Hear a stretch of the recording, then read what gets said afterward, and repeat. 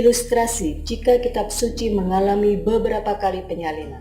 Generally speaking, copies of copies of copies tend to get worse as they go along. So for example, if I take this fancy line art of, ironically, a copyist in his least sexy copying hat, and I put it in here and I copy it once, it's going to be pretty good.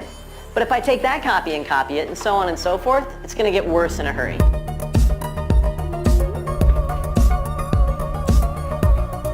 Look how much worse it's already getting.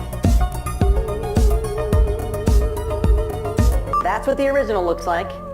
This is what it looks like after 30-some generations of copies. And none of you are surprised because you know the copies of copies of copies are terrible. You understand the principle. But when it comes to the Bible, we've got a problem. We don't have this anymore. So how do we know that the Bible, which holds itself out to be a ridiculously important book, is anything more than a deteriorated version of the original? Is it possible for us to feel confidence that what we have in front of us is an accurate reflection of what was written down in the first place?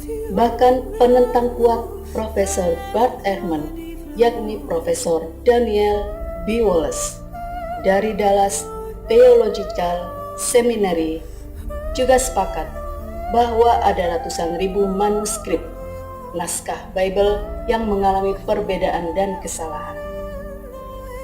We don't have the original manuscripts of the New Testament.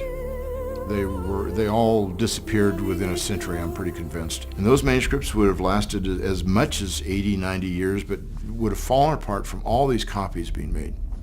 So we don't have the originals, they disappeared. And all the copies that we have disagree with each other at some point. Sometimes it's quite a few disagreements, but we have hundreds of thousands of textual variants among our manuscripts. So, a question to ask here is, how badly did the scribes corrupt the New Testament? It's absolutely proven that they did. No two manuscripts are alike, so unless one of them is pristine, every single scribe made mistakes.